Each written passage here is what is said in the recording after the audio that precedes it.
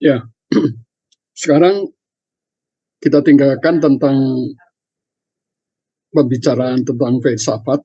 Nah, sekarang saya akan masuk ke pokok bahasan inti kita, kuliah kita ini adalah filsafat ilmu atau filsafat ilmu pengetahuan. Ya, nah tentu yang kita bicarakan ini adalah pengetahuan dan filsafatnya, gitu.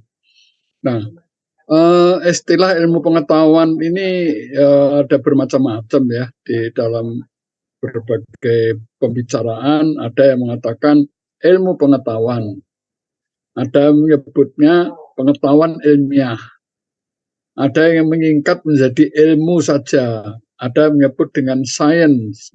Ya, jadi kalau saya bicara ilmu itu artinya adalah ilmu pengetahuan.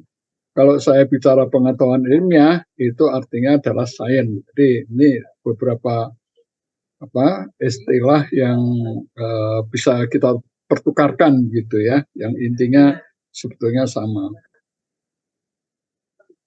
Nah,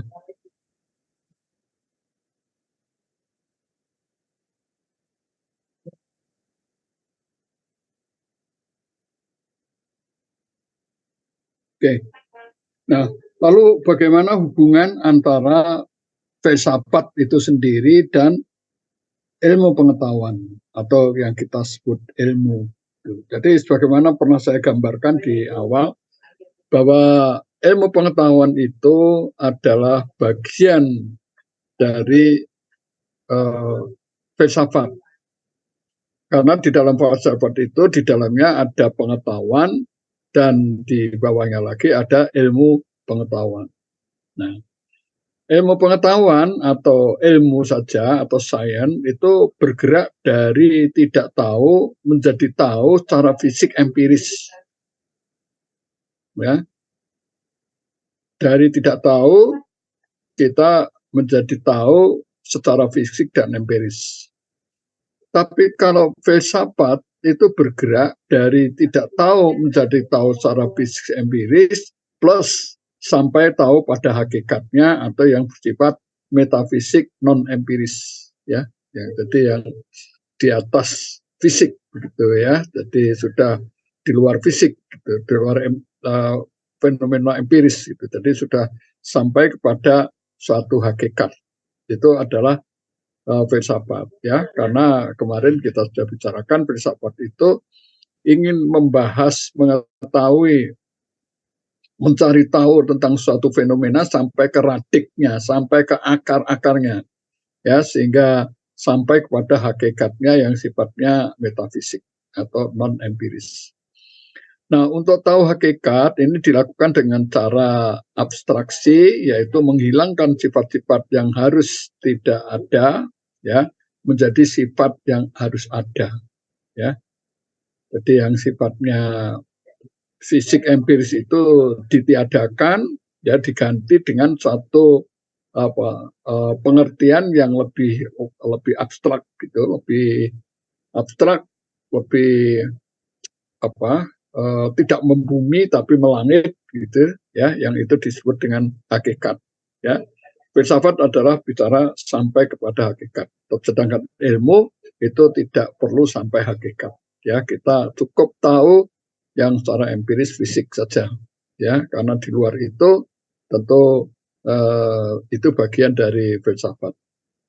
Sama saudara, kita belajar ilmu farmasi itu tidak sampai kepada hakikat ya, tapi hanya sampai bahwa ini mempunyai aktivitas, ini rumus kimia begini, efek sampingnya begini, metabolismenya begini, absorpsinya begini, dan seterusnya ya.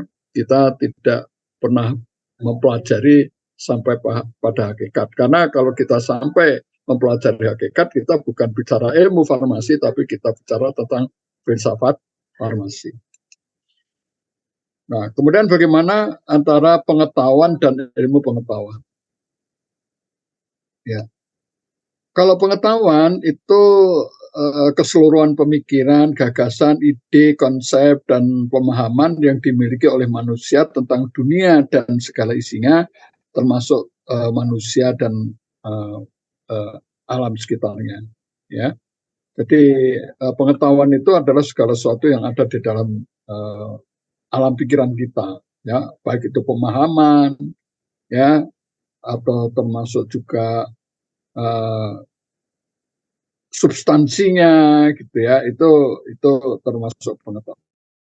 Nah, ilmu pengetahuan lebih spesifik, ya, karena dalam ilmu pengetahuan itu, ya, keseluruhan sistem pengetahuan manusia yang sudah dibakukan secara sistematis, ya, sudah baku dan disusun secara sistematis, didapat secara sistematis dan reflektif, ya, sehingga nanti akan ada yang disebut dengan metode ilmu pengetahuan atau yang kita sebut nanti dengan metode ilmiah, gitu, ya.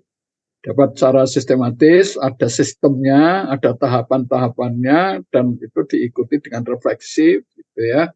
Jadi ditarik apa maknanya, ya. Kemudian tentu nanti itu akan dibangun menjadi sebuah apa yang disebut dengan ilmu pengetahuan. Jadi ilmu pengetahuan ini adalah sebuah sistem, gitu ya, yang sudah baku. Ya, tentu karena sudah sistem, tentu dibakukan secara sistematis. Ya. Ini adalah bedanya pengetahuan dan ilmu pengetahuan. Ya, kalau pengetahuan itu masih belum sistematis, ya, sehingga pengetahuan kita tentang suatu fenomena itu masih, ya, tidak didasari oleh sebuah cara yang sistematis dan bersifat reflektif. Ini adalah perbedaan antara pengetahuan dan ilmu pengetahuan, knowledge dan science, ya. Nah, kemudian filsafat pengetahuan atau filsafat ilmu, ya, itu pada hakikatnya adalah filsafat, ya, bagaimana manusia bisa tahu, ya, dari mana sumber pengetahuannya itu, apa bedanya dengan keyakinan, bagaimana manusia tahu bahwa dia tahu, ya, jawaban-jawaban dari pertanyaan itulah yang menjadi lingkup dari filsafat ilmu, ya, bagaimana manusia bisa tahu, ya, ini tentu artinya bagaimana manusia bisa mendapatkan sebuah pengetahuan. Dan masih ada pertanyaan, apa betul memang dia sudah tahu, dan dari mana sumber pengetahuan yang diperoleh itu, apa bedanya dengan keyakinan, ya, kalau keyakinan itu sifatnya fatalistik, ya, sifatnya yes no, itu sudah kehendak takdir, gitu ya, itu adalah keyakinan. Ilmu pengetahuan tidak mengenal keyakinan, ya, bagaimana manusia tahu bahwa dia sudah tahu, ini adalah filsafat pengetahuan, ya. Nah, kalau filsafat ilmu pengetahuan itu tentu lebih spesifik, ya, apakah itu kebenaran ilmiah, ya, apa metode yang digunakan itu sudah ilmiah, mana metode yang Anda dari berbagai metode ilmiah yang ada, apa kelemahan metode yang ada itu, dan apa itu teori, apa itu hipotesis, apa itu uh, fakta empiris, ya. Ini adalah perbedaan dari pengetahuan, filsafat pengetahuan dan filsafat ilmu pengetahuan. Sebagaimana kita pernah pelajari bahwa filsafat itu pada hakikatnya dimulai dari pertanyaan, ya, diakhiri dengan pertanyaan dan seterusnya. Nah, ini pertanyaan-pertanyaan di filsafat ilmu itu tentu berbeda dengan pertanyaan-pertanyaan di pengetahuan, ya.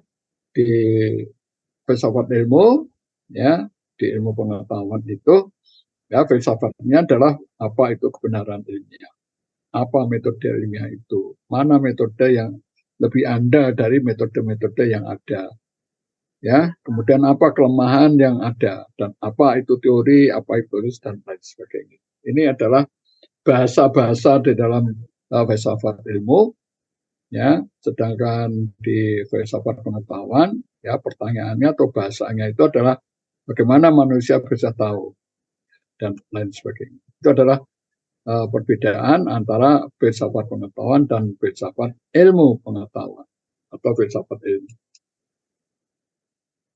Nah, sekarang kita fokus pada filsafat ilmu, ya. Dalam filsafat ilmu atau filsafat ilmu pengetahuan itu ya ada beberapa hal. Pertama adalah ilmu pengetahuan merupakan karya akal budi yang logis dan imajinatif. Ya, jadi dalam filsafat sains, filsafat ilmu, ya, ilmu itu merupakan karya akal budi yang logik dan imajinatif. Ya, jadi menggunakan logika dan juga menggunakan imajinasi, khayalan dari alam pikiran kita.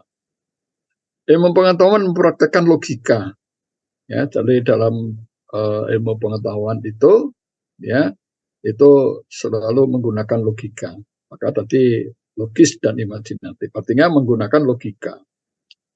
Ilmu pengetahuan memberikan peluang akal budi untuk terbuka atas realitas empiris dengan imajinatif. Ya, kalau kita melihat sebuah fenomena empiris begitu, maka dalam alam pikiran akan muncul imajinasi-imajinasi, ya, ya khayalan-khayalan, ya bayangan-bayangan apa yang terkait dengan fenomena yang kita lihat secara realitas empiris itu. Nah, tugas filsafat ilmu adalah membuka pikiran atau akal budi kita untuk mempelajari proses secara logik dan imajinatif dalam hal cara kerja ilmu pengetahuan untuk mencapai kebenaran ilmiah. Jadi filsafat ilmu ujung-ujungnya adalah mencari kebenaran ilmiah, ya, dari sudut pandang, ya tentu dari sudut pandang filsafat ilmu, gitu, ya. Bukan hanya sekedar filsafat, tapi filsafat yang lebih khusus yaitu filsafat ilmu. Ini adalah fokus dari filsafat ilmu, ada 4, ya, yang nantinya masing-masing akan kita pelajari secara mendalam. Nah, secara dimensional filsafat ilmu itu dibedakan menjadi 3 dimensi, ya, seperti kalau benda itu ada dimensi, ada 2 dimensi, ada 4 dimensi, ada 3 dimensi. Nah, kalau sains ini atau ilmu itu secara filosofis, ya, filsafat ilmu itu terbagi menjadi 3 dimensi. Yang pertama adalah tentang ontologis. Ontologi dari sains atau ontologi dari ilmu pengetahuan. Ini adalah hakikat dari sains, ya, yang membahas tentang struktur dan isi dari sains. Jadi kalau kita bicara filsafat ilmu mikrobiologi gitu, ya ontologinya itu ya isinya apa dalam ilmu mikrobiologi itu. Kita bicara tentang kontennya, ya, isinya dan strukturnya dari konten itu. Kemudian yang kedua adalah epistemologi dari sains. Ya, ini adalah objek dari sains. Ya, kalau tadi isinya, sekarang adalah objeknya. Objeknya apa? Objeknya itu adalah bagaimana sains itu diperoleh, metode sains. Ya, kemudian nanti juga di dalam epistemologi itu kita bicara tentang kebenaran dari sains itu sendiri. Ya. Nah, yang ketiga adalah aksiologi. Ya, aksiologi dari ilmu atau aksiologi dari sains. Ini adalah kegunaan sains di dalam kehidupan manusia, ya, sehari-hari. Ya, ini adalah tentu sains itu metodologi aksiologinya adalah untuk memecahkan sebuah masalah. Ya, dan tentu di dalam memecahkan masalah itu kita harus bicara apakah kita mau netral, apakah kita mau tidak netral di dalam penerapan dari ilmu pengetahuan. Ya, jadi sekali lagi ada ontologis, ada epistemologis, dan ada aksiologi. Nah, tentu di dalam kita belajar filsafat ilmu, tentu kita tidak belajar ontologi, karena kalau belajar ontologi berarti kita belajar semua ilmu, gitu, ya. Nah, kita juga tidak bicara tentang aksiologi, karena aksiologi ini merupakan sekali lagi adalah aplikasi dari semua ilmu. Ya, tentu kita tidak bicarakan itu. Dalam filsafat ilmu kita akan fokus pada dimensi epistemologinya. Ya, bagaimana memperoleh sebuah ilmu sampai diperoleh sebuah ilmu yang punya tingkat kebenaran ilmiah yang tertinggi, gitu. Nah, sekali lagi kita akan masuk ke epistemologi ilmu pengetahuan. Dari ada 3 hal yang dipelajari dalam epistemologi ilmu pengetahuan, ya, tentang objeknya, cara mendapatkan, dan cara mengukur kebenaran. Ya. Nah, secara epistemologi, sains itu diperoleh dengan menggunakan sistem atau tahapan logiko hipotetiko verifikatif. Logiko hipotetiko verifikatif. Jadi misalnya begini, kita masuk di kampung A. Ternyata di kampung A itu ada sebuah fenomena, sebagian besar warganya sehat. Kemudian kita masuk di kampung B. Ternyata di kampung B, sebagian besar warganya kurang sehat. Ya, ini adalah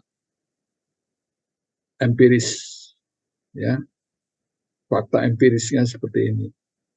Nah, tentu kita mencoba untuk melihat fakta yang lain.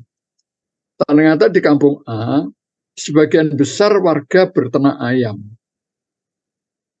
Ya, sedang di kampung B, sebagian besar warga tidak berternak ayam. Ya. Nah, kemudian juga ada fakta empiris yang mengatakan bahwa sebagian besar warga kampung A itu makan telur. Dan sebagian besar warga kampung B tidak makan telur. Ya, maka imajinasi kita, ya, kemudian akan menghasilkan sebuah hipotesis gitu, dugaan begitu, ya, imajinasi kita dengan menggunakan logika tentu. Ya, jadi dari logiko hipotetiko nanti akan kita dapatkan sebuah hipotesis makan telur menjadi sehat. Ya, ini berkat logika dan imajinasi yang kita punya. Tentu ini belum sebuah sains, karena sains itu, ya, tadi saya sampaikan itu harus diuji sampai kepada fisik empiriknya, sehingga di sini perlu verifikasi, perlu pengujian, gitu. Ya, sehingga muncullah, ya, eksperimen untuk memverifikasi hipotesis hasil logiko hipotetiko tadi. Maka dilakukan eksperimen sekelompok orang, ya, diberi menu telur, ya, kelompok lain, kelompok yang kurang lebih sama, ya, tidak diberi menu telur. Kemudian kita ikuti on the future time, gitu ya, ternyata yang diberi menu telur itu lebih sehat dibandingkan yang tidak diberi menu telur. Ya, di sini kurang sehat. Sehingga terbuktilah, ya, bahwa logiko hipotetiko ini mencapai sebuah hasil yang dikatakan bahwa memang betul, ya, makan telur menjadi sehat. Ya, itu adalah sebuah kesimpulan yang berdasarkan suatu logika, imajinasi, dan pembuktian secara empiris. Inilah inti dari epistemologi. Ya, tentu nanti implementasinya tentu akan berbeda-beda, ya, tergantung dari, ya, apa yang ingin kita buktikan atau apa yang menjadi masalah dari ilmu pengetahuan yang kita punyai. Nah, sedangkan objek ilmu pengetahuan itu objek empiris yang berada dalam ruang lingkup pengalaman indera manusia. Jadi kalau itu tidak bisa ditangkap melalui pengalaman indera manusia, itu sebetulnya bukan objek dari sains. Misalnya santet gitu ya, ilmu santet gitu. Ya, itu di luar pengalaman indera manusia, ya. Tentu ini bukan objek dari sains, kecuali kalau ada yang bisa memberikan bukti bahwa ini logik dan juga empirik begitu.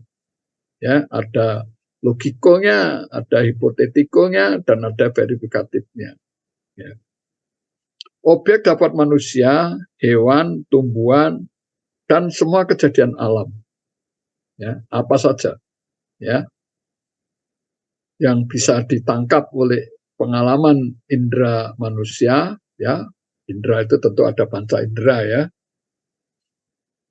dan penelitian tentang objek tersebut akan menghasilkan konsep, proposisi atau teori.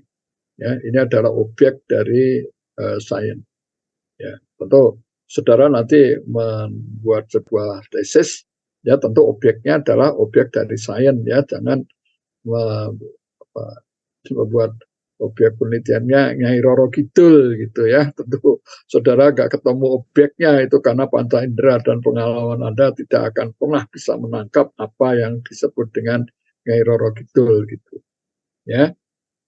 Ini adalah objek ilmu pengetahuan ya, dengan epistemologi seperti lagi logiko, hipotetiko, verifikatif. Nah, cara memperoleh ilmu itu bisa menggunakan berbagai paradigma ya, atau paham ya, atau sebuah cara pandang begitu ya.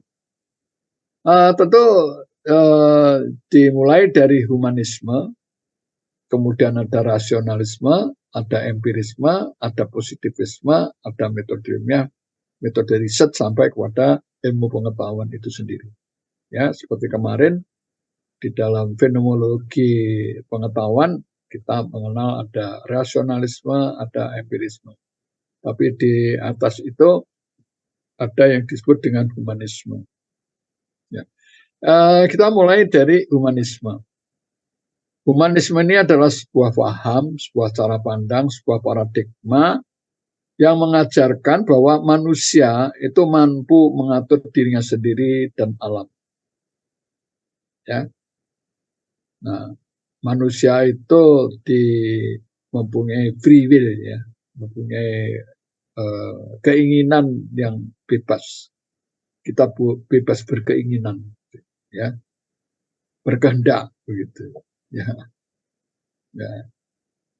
Barangkali bagi teman-teman semuanya akan tahu ya bagaimana Allah menciptakan Adam dan Hawa.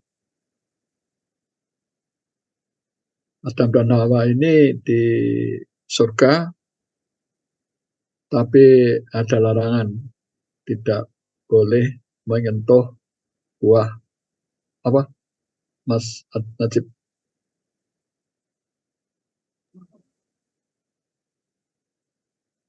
Adam dan Hawa tidak boleh makan apa? Buah kuldi. Buah kuldi. Ya. Nah, tapi ya Allah menciptakan manusia itu memang free will ya, dia punya bebas berkeinginan gitu. Terus apa yang terjadi? Patuh enggak? Tidak dilarang. Dilarang, tapi tetap dilakukan kan? Tetap dilakukan. Akhirnya dari surga lalu ditempatkan di dunia. Ya, jadi manusia di dunia itu seperti Adam dan Hawa itu free will ya. Jadi diberi kebebasan untuk berkeinginan. Nah, karena apa? Karena dengan ditaruh di bumi itu dengan anggapan bahwa manusia ini akan bisa mengatur dirinya dan mengatur bumi alam sekitarnya. Nah, tentu untuk bisa mengatur manusia dan alam itu dibutuhkan aturan-aturan. Nah, aja mau mengatur lalu lintas ya mesti harus ada peraturan lalu lintasnya. Ya. Untuk membuat aturan itu diperlukan akal, ya, diperlukan akal, rasio. Gitu. Karena akal bersifat universal dipunyai oleh semua manusia, sehingga memang asumsinya bahwa ya karena diperlukan aturan dan aturan itu harus diperlukan akal gitu. Sehingga humanisme ini mendorong munculnya rasionalisme. Jadi rasional itu menjadi sangat penting bagaimana supaya manusia bisa mengatur dirinya dan mengatur alam sekitar. Muncullah dorongan terhadap ya rasionalisme. Nah, ini adalah paham yang mengatakan bahwa akal itulah alat pencari dan pengukur kebenaran pengetahuan. Ya, jadi untuk mencari ya, pengetahuan, menguji kebenaran pengetahuan itu, ya, dicari dengan akal, hasilnya lalu diukur. Ukurnya masih dengan ukuran akal, rasional. Rasional apa enggak? Masuk akal atau tidak? Nah, sehingga di sini cari dengan akal menggunakan kriteria logis. Masuk akal enggak? Bisa diterima akal enggak? Logis enggak? Gitu. Ya. Hasilnya kebenarannya dengan akal, hasilnya logis atau tidak logis. Gitu. Ya. Nah, aturan untuk mengatur manusia dan alam dibuat menggunakan kemampuan akal. Ya. Nah, kemudian kemampuan akal setiap orang itu berbeda, bahkan mungkin bisa bertentangan. Ya. Contoh kasus misalnya anak panah, kalau sedang dilepas dari busurnya, akan lepas panah itu, lalu anak panah itu sebetulnya bergerak atau tidak?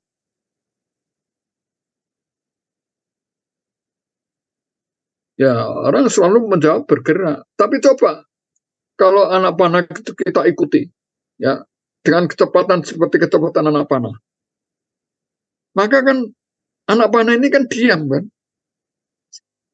Seperti saudara kalau naik kereta api. Anissa pernah naik kereta api nggak? Pernah, Bro. Pernah. Dari mana mau ke mana? Dari Semarang ke Surabaya. Surabaya. Ya. Begitu kereta api bergerak di stasiun Tawang, ya. Pertama kali yang terlihat itu adalah tiang-tiang stasiun itu bergerak kan. Ya. Padahal yang bergerak itu Anissa sebetulnya, bukan tiang itu. Ya kan? Tiang kan bergerak gitu. Ya. Nah, sehingga apa? Untuk mencapai kesepakatan itu bergerak atau tidak bergerak, itu dibuktikan dengan bukti empirisnya. Ya, mungkin dibikin video gitu, baru kelihatan, oh yang bergerak ternyata bukan tiangnya, itu yang bergerak adalah kereta apinya, gitu. Ya, untuk mencapai kesepakatan diperlukan bukti empiris. Maka mendorong muncullah paham empirisme. Nah, empirisme ini adalah paham yang mengatakan bahwa yang dikatakan benar adalah logis dan ada bukti empirisnya.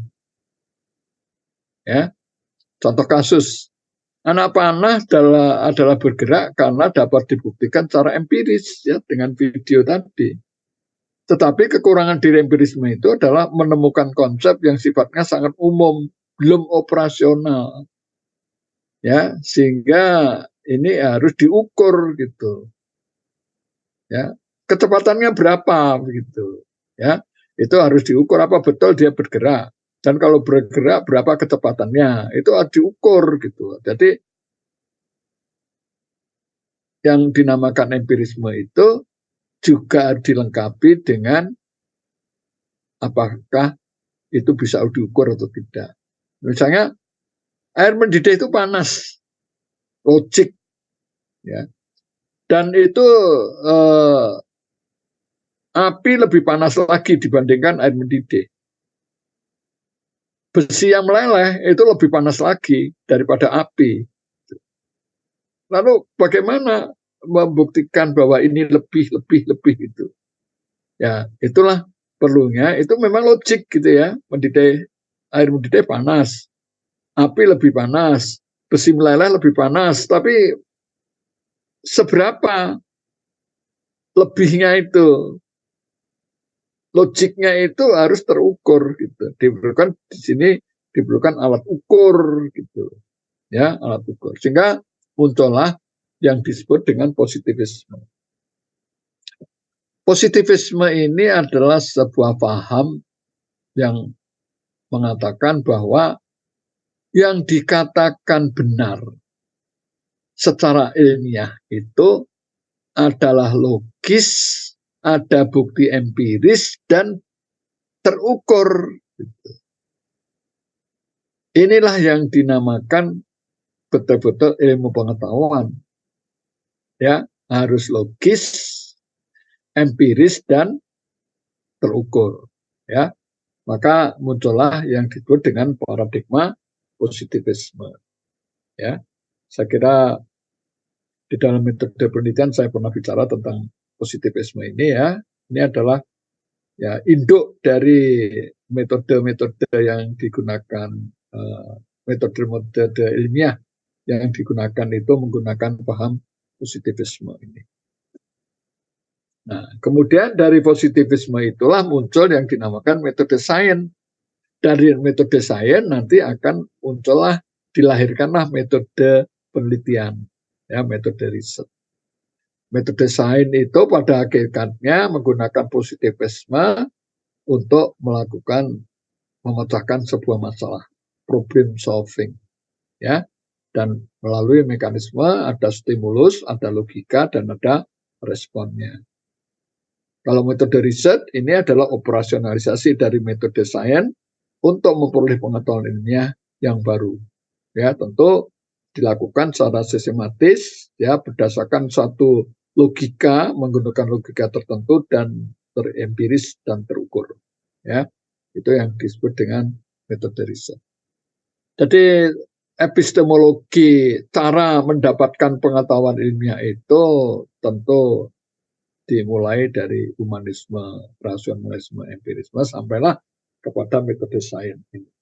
Ya, itu adalah epistemologi dari ilmu, ya, cara memperolehnya, objeknya, dan bagaimana cara memperolehnya. Nah, saudara,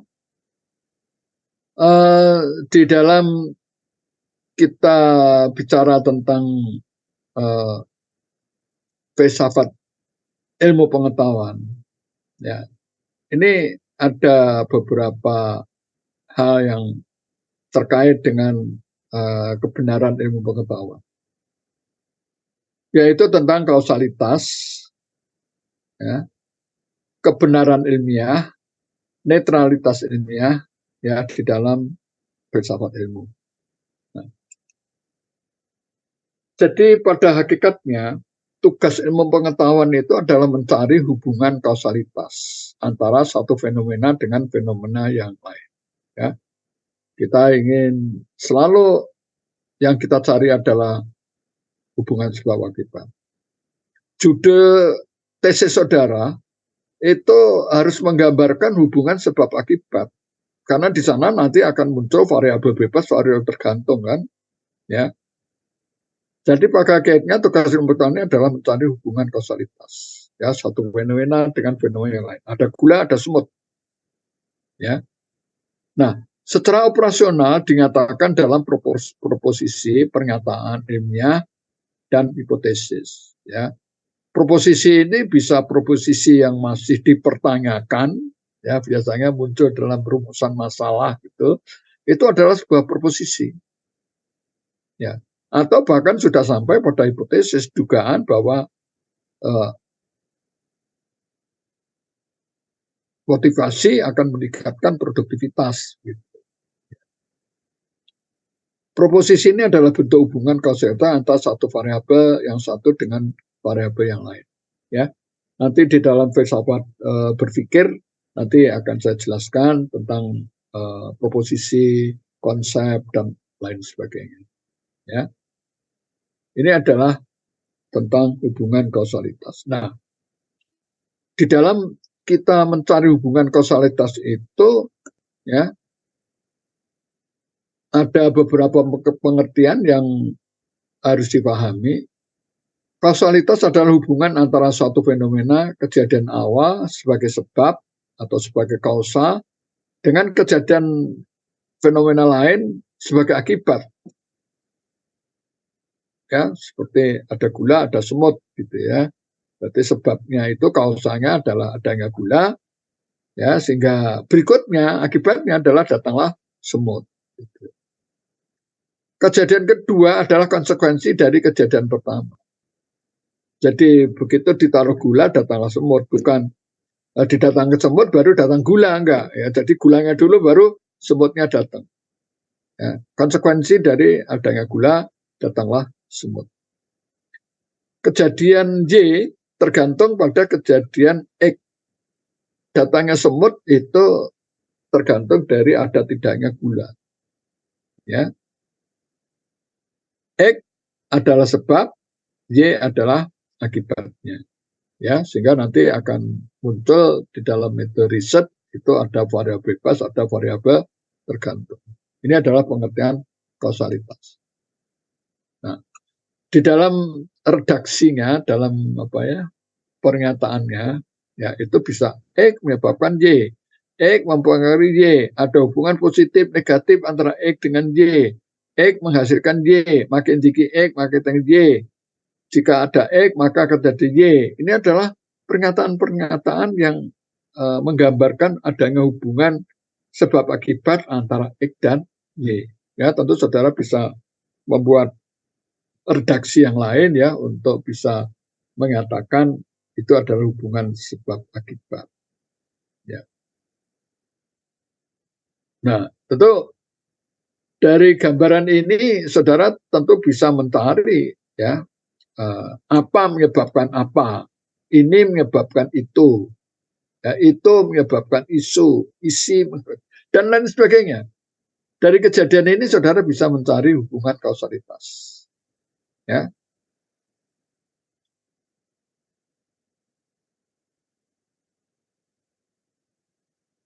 Kalau Anissa lihat ini hubungan sebab akibat apa ini? Anissa.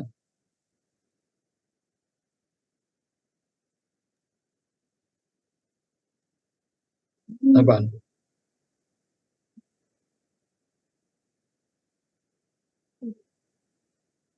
Pohon rubuh gitu. Nah, pohon rubuh karena Ada mobil di situ mungkin kan ditabrak mobil. bukan itu. Pohon rubuh karena apa? Pohon rubuh itu sebagai akibat. Sebabnya apa? Kenapa ada pohon rubuh di situ? Karena angin kencang. Ya, angin kencang. Pohon rubuh karena angin kencang. Evi, ayo Evi, ayo. Apa ini sebab akibatnya apa?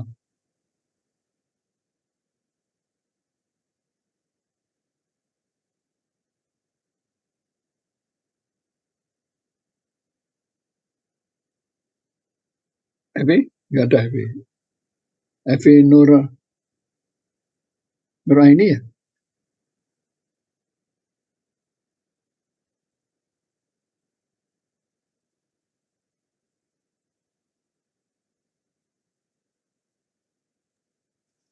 Izin menjawab Pak. Ya. Izin menjawab Prof. Sebabnya akarnya disebabkan oleh mikroorganisme sehingga pohon itu tumbang. Akibatnya pohon itu tumbang. Tumbang. Okay. Yang lain jangan pohon rubuh. Masih apa?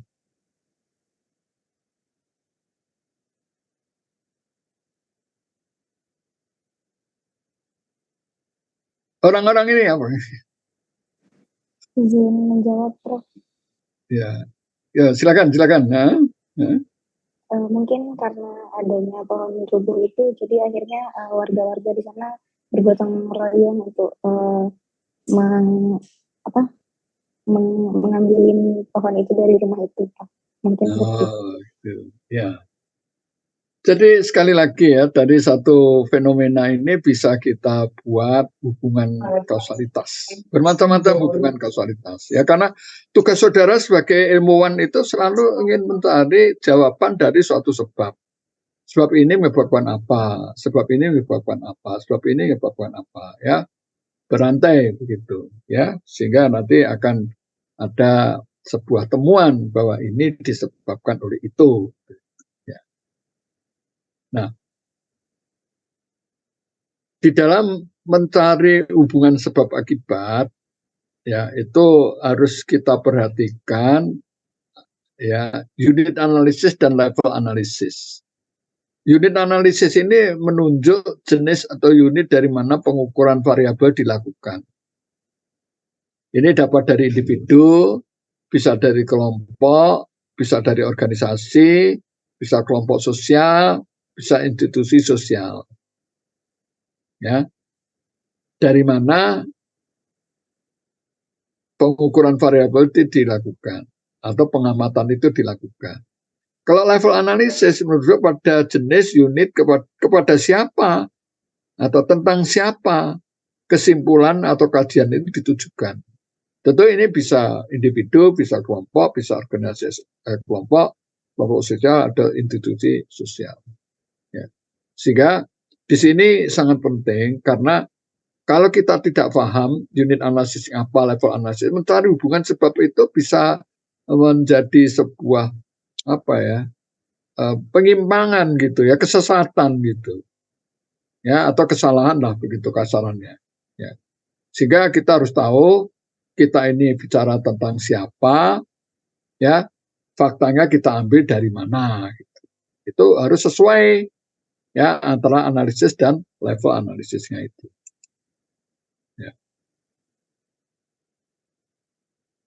Nah, kalau kita ingin menyimpulkan tentang kausalitas sebab akibat, tentu syaratnya adalah kriterianya dalam dimensi waktu, kausa itu harus lebih dulu datang daripada efeknya. Ya, kausa mendahului efeknya. Dalam empiris ada korelasi antara kausa dengan efek. Jadi kalau diuji statistik gitu ya, itu ada korelasi. Kemudian tidak ada variabel lain yang menyebabkan terjadinya variabel efek. Ya, jadi dianggap penyebabnya tunggal.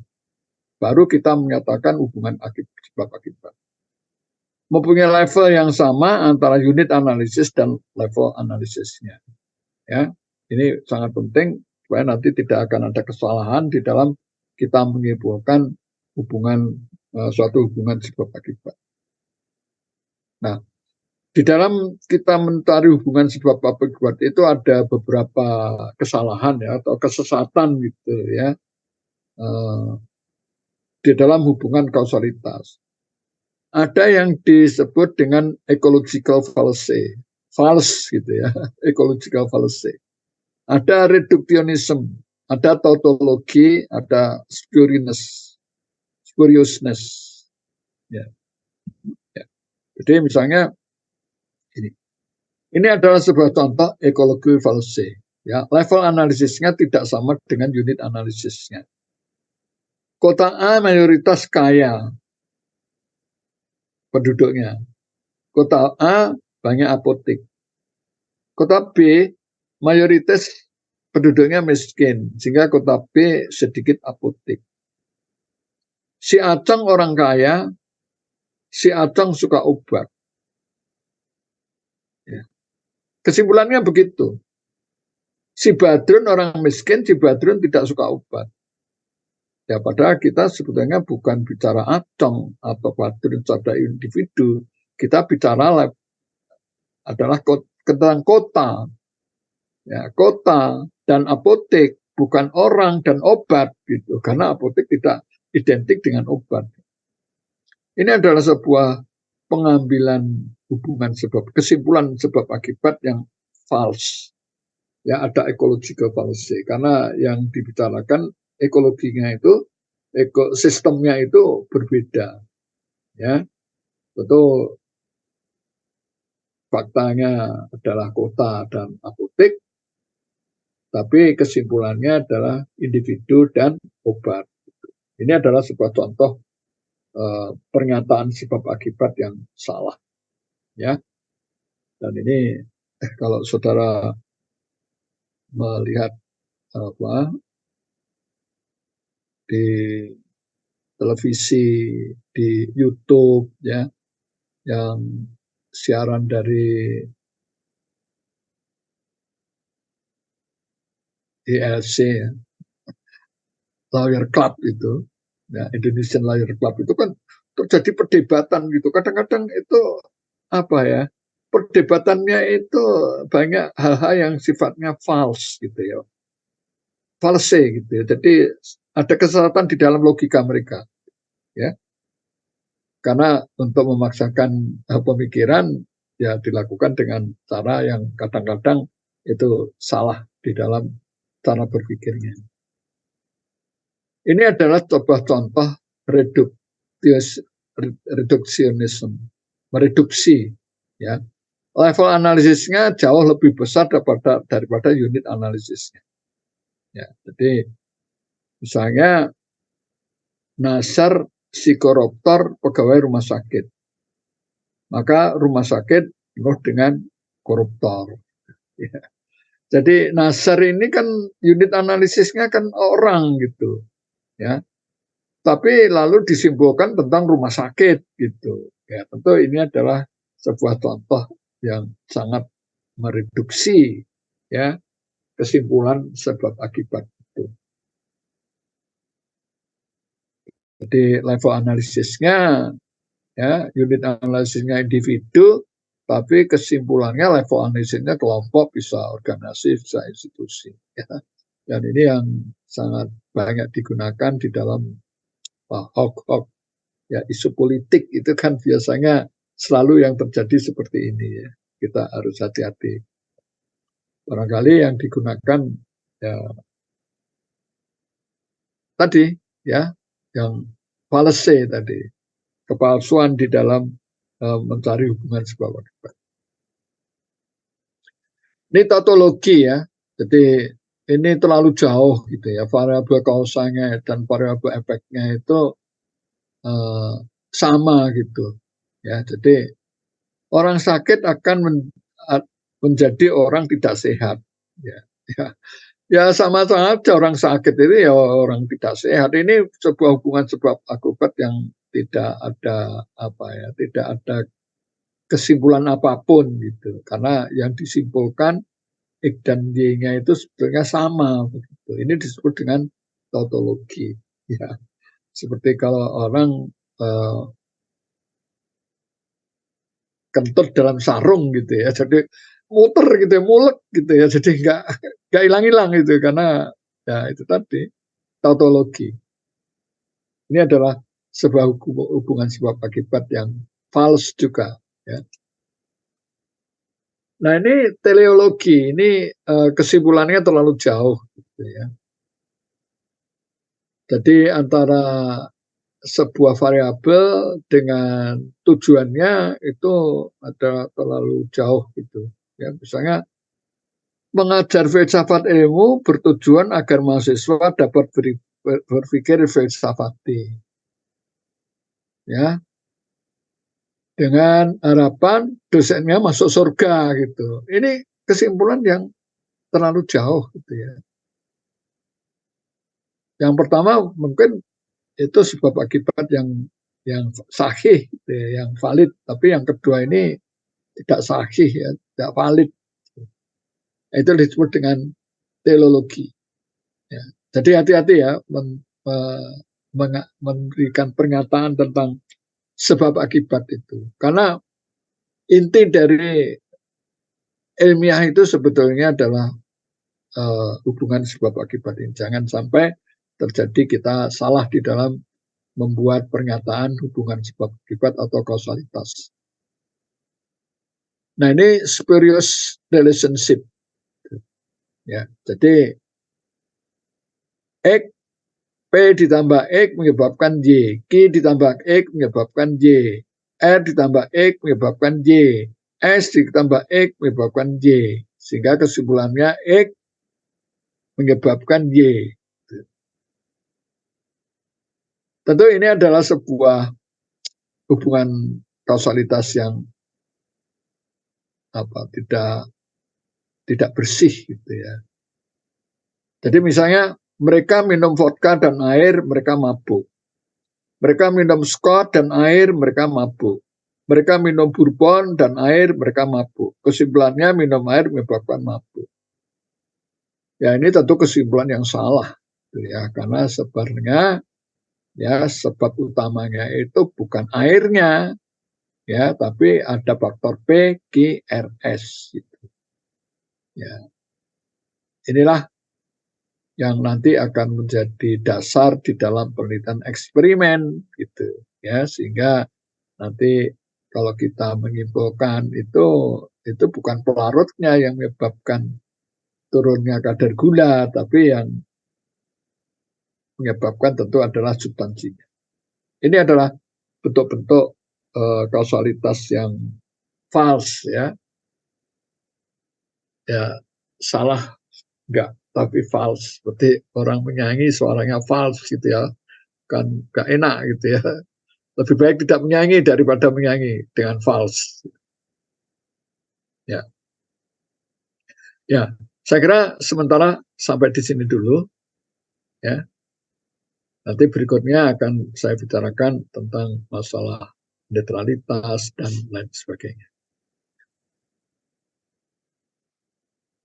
Oke, saya kira sampai di sini dulu. Mungkin ada yang ingin disampaikan.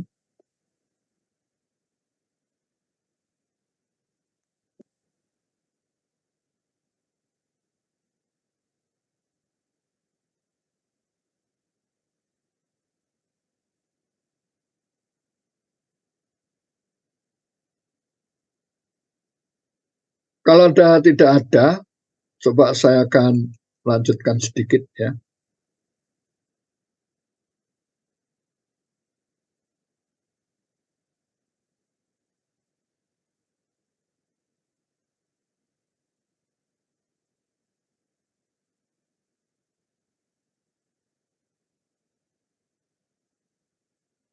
Ya,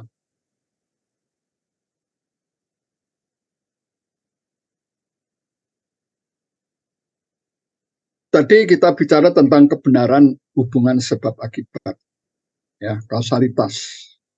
Ya, kausalitas itu dianggap valid, dianggap benar, ada 4 syarat. Tapi hubungan sebab akibat itu bisa terjadi fallacy, ya, kesesatan dalam berbagai bentuk yang tadi saya sampaikan. Nah, sekarang kita bicara tentang filsafat kebenaran ilmiah. Kebenaran itu sebetulnya ada 2, ada kebenaran ilmiah, ada kebenaran yang non ilmiah. Kebenaran ilmiah itu mempunyai 3 dimensi, ya, ada koherensi, ada korespondensi, dan ada pragmatisme. Nah, kebenaran koherensi itu adalah pernyataan dianggap benar jika koheren, sejalan dengan premis-premis, teori-teori, konsep-konsep yang telah ada. Nah, di sini untuk mencapai kebenaran koherensi itu kita bisa menggunakan prinsip logika deduktif, ya, di mana konklusinya berbasis pada premis minor dan premis mayor. Ya, nanti secara lebih lengkap tentang logika deduktif ini saya bicarakan di filsafat berpikir. Jadi begini, ya, pernyataan benar dianggap jika koheren sejalan dengan premis yang sudah ada. Misalnya kita menyimpulkan atropin itu rasanya pahit. Ya, apa dasarnya? tentu ada premis minor yang sudah dianggap benar bahwa atropin itu termasuk alkaloida. Nah, kemudian alkaloida sendiri itu ada premis mayor mengatakan semua alkaloida rasanya pahit. Jadi logik benar kalau atropin rasanya pahit karena atropin termasuk alkaloida dan alkaloida itu semuanya berasa pahit. Ini adalah kebenaran koherensi, ya, sesuai dengan teori konsep secara umum yang sudah ada. Ya. Dan kalau kebenaran korespondensi, ini proposisi baru dianggap benar jika menunjuk kepada generalisasi dari sekumpulan fakta spesifik yang benar adanya. Nah, di sini menggunakan prinsip logika induktif. Ya. Ada satu konklusi bahwa heksosa rasanya manis. Apa pendukung kebenaran ini? Ya, karena fruktose, glukose, piranose adalah heksosa. Dan fruktose, glukose, piranose masing-masing rasanya adalah manis. Sehingga benarlah kesimpulan bahwa heksosa rasanya manis karena menunjuk dari bukti spesifik, fruktose rasanya manis, glukose rasanya manis, piranose rasanya manis. Fruktose, glukose, piranose adalah heksosa. So, memang betul kalau heksosa rasanya manis. Ini adalah disebut dengan kebenaran korespondensi. Kemudian kebenaran pragmatisme atau kebenaran aksiologis. Ya. Sebuah teori atau proposisi baru dianggap benar jika secara fungsional dapat diterapkan dalam kehidupan manusia. Misalnya kita bicara tentang teori genetika. Ya. Dari teori genetika itu ada kromosom X, ada kromosom Y, ya, yang itu di dalam padi bisa dipersilangkan antara X dan Y, sehingga ada persilangan padi, tanaman padi. Sehingga apa? Dari persilangan itu muncullah misalnya jenis padi IR yang lebih tahan, ya, hama dan masa panennya lebih pendek. Ini tentu hasil dari induktif dan deduktif. Ya, ini adalah yang dinamakan kebenaran pragmatisme. Ya. Sehingga tentu idealnya sebuah temuan, ya, dari sebuah disertasi, dari sebuah tesis, itu memang harus mempunyai 3 dimensi kebenaran ini. Ya, apakah kesimpulan dari tesis saudara itu mengandung kebenaran ilmiah, baik secara korespondensi, secara koherensi, dan aksiologinya. Ya, ini adalah yang disebut dengan kebenaran ilmiah. Tentu saya ingin kesimpulan-kesimpulan yang saudara ambil, putuskan di dalam tesis itu harus mengandung 3 kebenaran. Nah, tentu lawannya adalah kebenaran yang non ilmiah. Ya. Kebenaran ilmiah itu diperoleh dari berbagai bentuk, ya, yang tentu prosesnya itu tidak memenuhi proses metode ilmiah seperti yang tadi logiko, hipotetiko, verifikatif, ya. Jadi misalnya kalau diperoleh dari trial error gitu ya, dicoba, kemudian disimpulkan gitu ya. Mungkin pada waktu di trial waktu itu berhasil, tapi mungkin nanti kalau diulang lagi belum tentu berhasil gitu. Ya. Kemudian mungkin juga dari praduga aja, dugaan-dugaan aja, ya. Ya tentu tidak dilakukan menggunakan metode yang sistematis, logik dan empirik tadi, ya. Kemudian ya dari hasil mimpi gitu ya, mimpi gitu ya, mendapat mimpi gitu ya. Kemudian juga pernyataan-pernyataan dari pemegang otoritas, gitu. Jadi dari pejabat mengatakan X menyebabkan Y gitu, ya. dulu Menteri Pertanian mengatakan bahwa ya kayu putih bisa membasmi COVID gitu ya, karena yang ngomong menteri ya orang percaya gitu, padahal itu sebetulnya ya non ilmiah gitu ya, atau berdasarkan akal sehat aja ya berdasarkan ya mungkin logika yang tidak terbukti secara empiris dan logik gitu ya, juga tradisi-tradisi yang dilakukan di masyarakat ya, bahkan juga intuitif aja, jadi intuisi by feeling begitu. Ini adalah pengetahuan-pengetahuan yang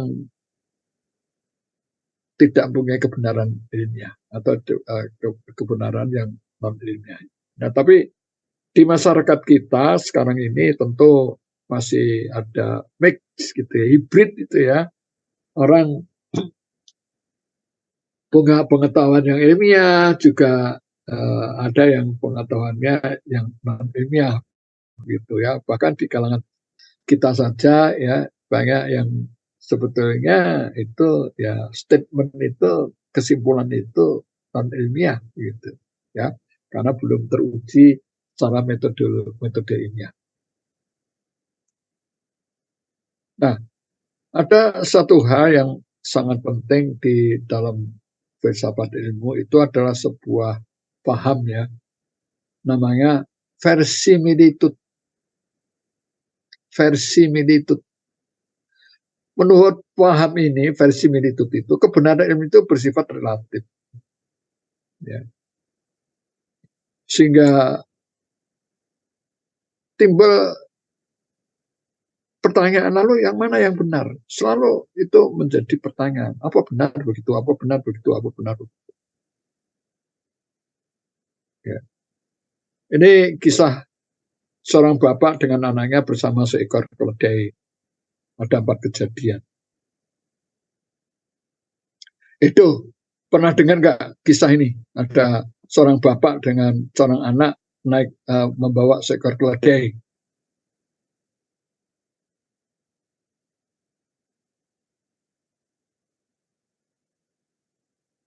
Itu? Iya, Prof. Pernah, Prof. Gimana ceritanya? Itu kalau nggak salah kayak bentuk gambar, kalau nggak salah. Saya sekilas lihat kayak di TikTok gitu, Prof.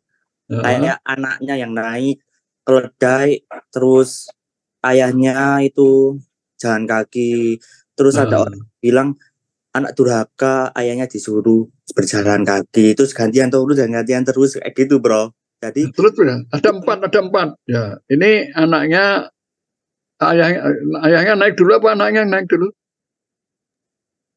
Anaknya kalau nggak salah, Bro. Itu ada 4 kejadian. Jadi anaknya naik, bapaknya nggak naik. Terus yang kejadian kedua itu kesimpulannya apa? Kalau anaknya naik, bapaknya nggak naik.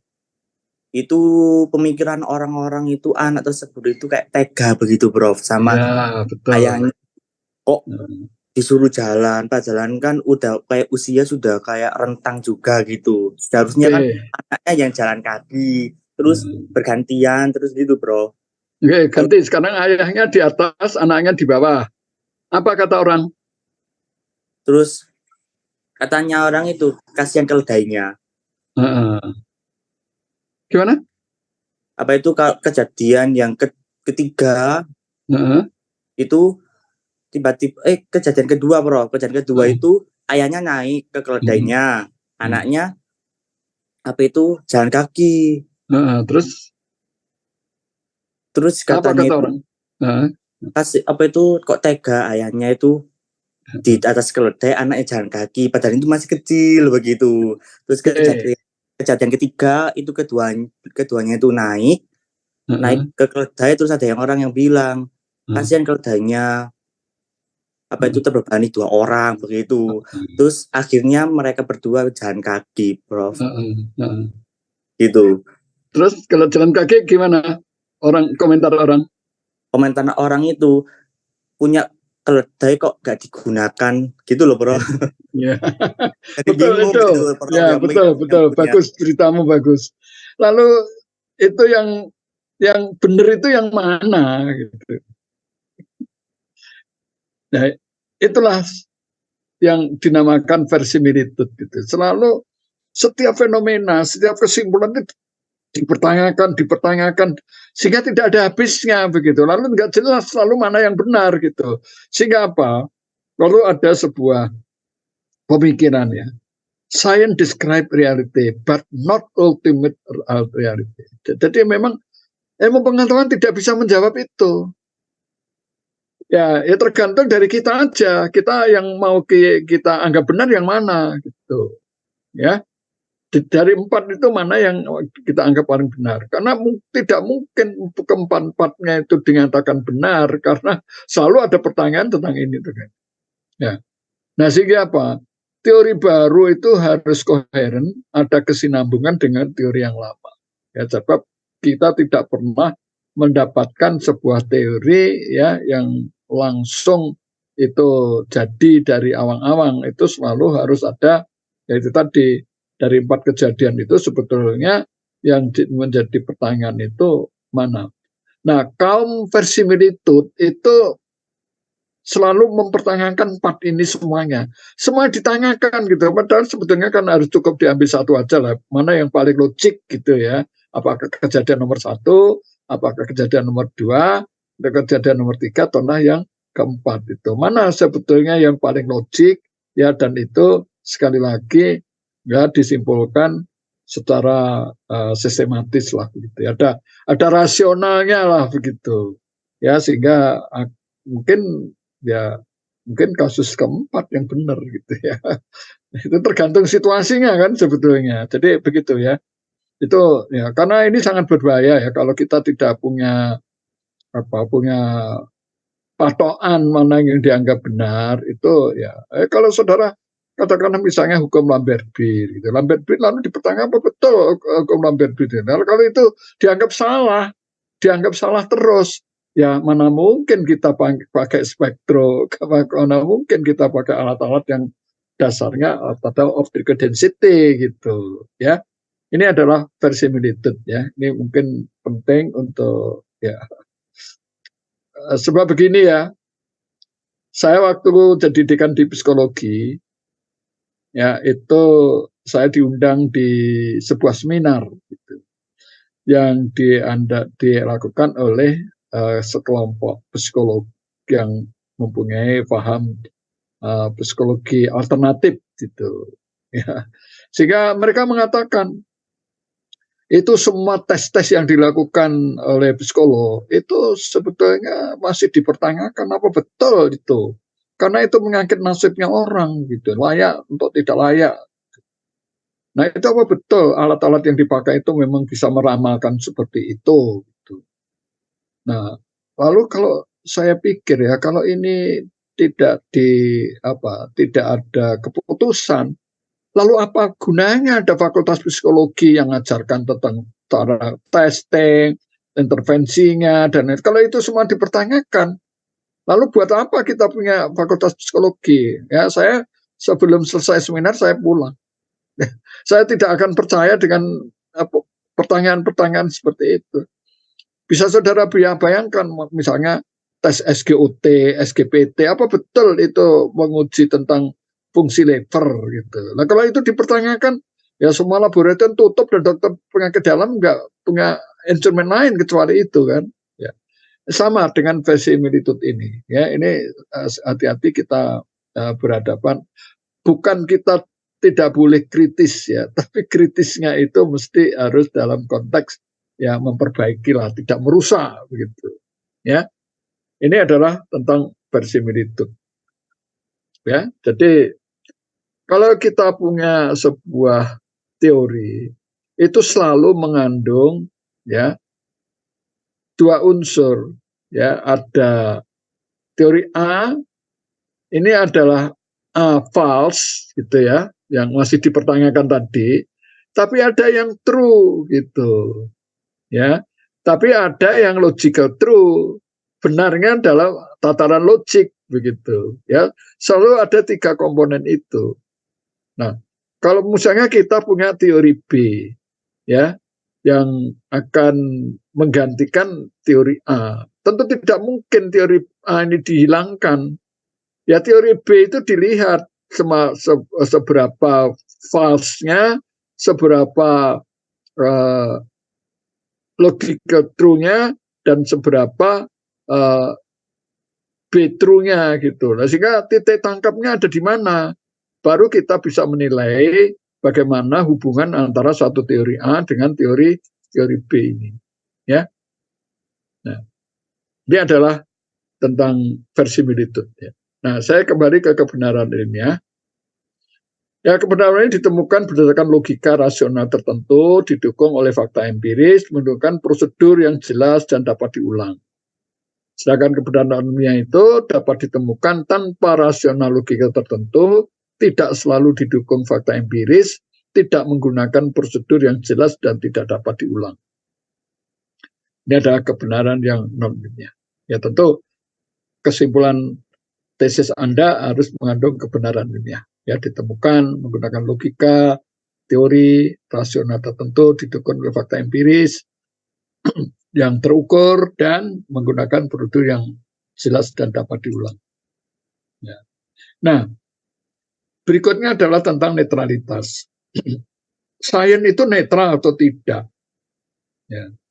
Tentu kalau sains itu netral, bebas nilai, itu memilih objek penelitiannya, tidak mempertimbangkan nilai masyarakat. Cara meneliti itu tidak memberikan etika penelitian, menggunakan produk ilmiah tanpa menggunakan nilai atau norma yang berlaku. Pada waktu orang-orang Amerika, ya ahli-ahli di Amerika bisa membuat cloning, ya cloning, maka semua ya orang beragama menentang cloning. Karena apa? Ilmu pengetahuan itu mestinya tidak bebas. Apalagi di Indonesia. Di Indonesia ini kita negara Pancasila yang harus selaras, seimbang, berdasarkan ketuhanan yang Maha Kuasa. Di Indonesia, sains itu tidak netral. Di farmasi saja, sains itu tidak netral.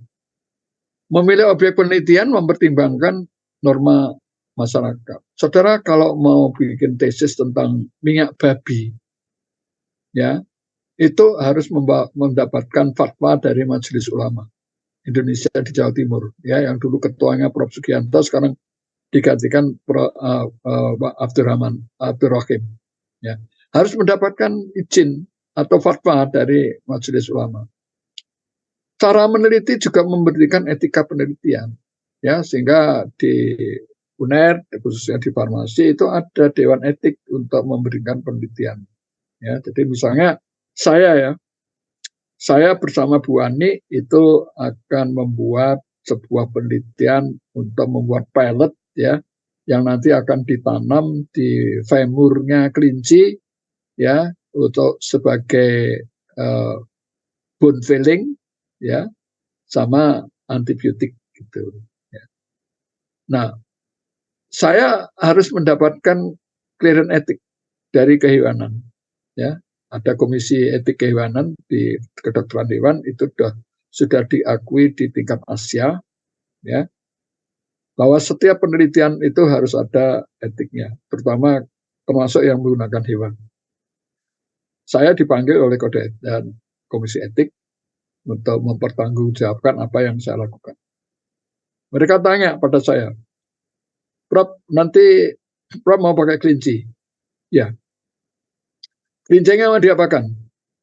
Kelincinya itu nanti akan saya bius, kemudian saya bunuh, ya saya buat pingsan gitu.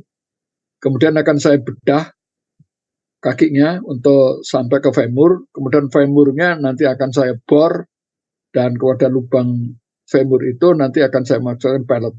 Kemudian saya tutup lagi, ya. Kemudian saya pelihara lagi nanti kalau sudah sadar dan hidup selama minimal 28 hari. Oke. Kalau begitu begini pertanyaan saya. Kalau Prof dibegitukan mau nggak? Ya nggak mau. Ya.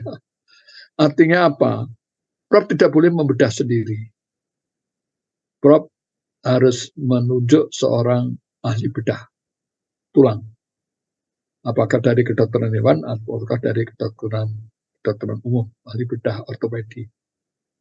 Baru mereka yang boleh memasang. Kalau Prof nggak boleh. Itu adalah sebuah contoh bagaimana cara meneliti itu harus mempertimbangkan etika juga. Bahkan survei pun sekarang juga harus mempunyai clearance etik. Ya, karena apa? Kalau hasil penelitian ini tidak punya clearance etik, dimuat di majalah internasional pasti tidak akan diterima. Ya, karena mereka selalu minta clearance etiknya. Dan menggunakan produk ilmiah harus memperhatikan etik juga. Ya, jadi sangat penting, saudara, tentang produk ini. Ya, saya punya pengalaman gitu ya, bukan saya ya, teman saya di Universitas Brawijaya, dia dosen di teknologi pangan.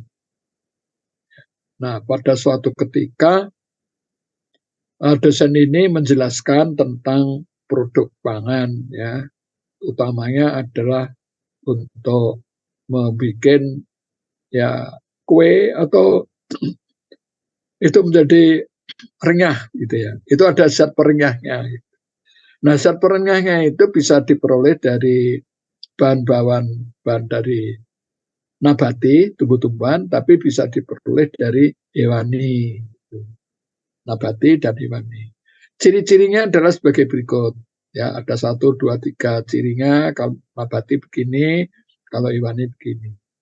Coba sekarang saudara pergi ke supermarket atau ke pasar, cari makanan dengan perenyah nabati dan dengan perenyah hewani. Nah, akhirnya mereka berhasil, mahasiswa mengumpulkan datanya, kue ini, kentang ini, kerupuk ini, dan sebagainya. Nah, ternyata saudara, itu hasil itu bocor gitu loh ya, artinya kepegang orang gitu, dan itu dimasukkan di koran. Nah, yang mendapat perenyah hewani itu dianggap itu dari minyak babi gitu. Akhirnya rame gitu di masyarakat, gempar gitu, menjadi isu viral di tingkat nasional. Kemudian teman saya di UB itu diintegrasi lah sama polisi.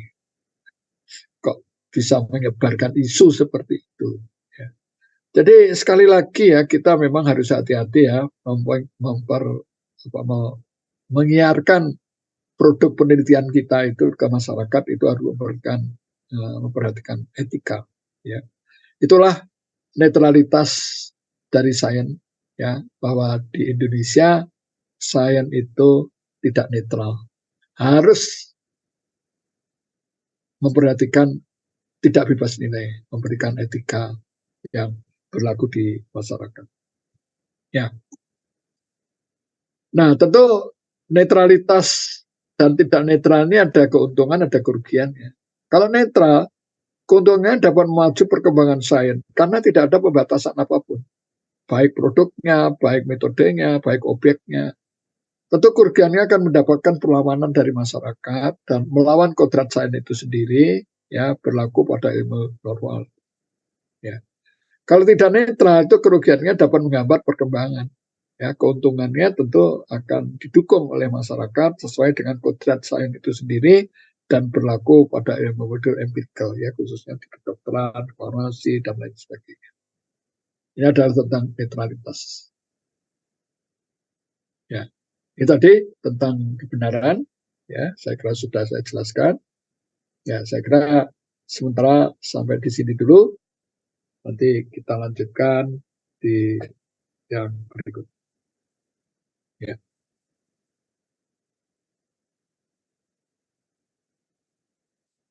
Oke, sampai di sini. Ada pertanyaan?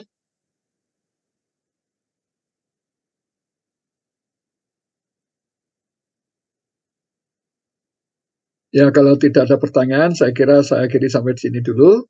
Nanti Mas Najib kita cari waktu lagi ya. Nah, oke.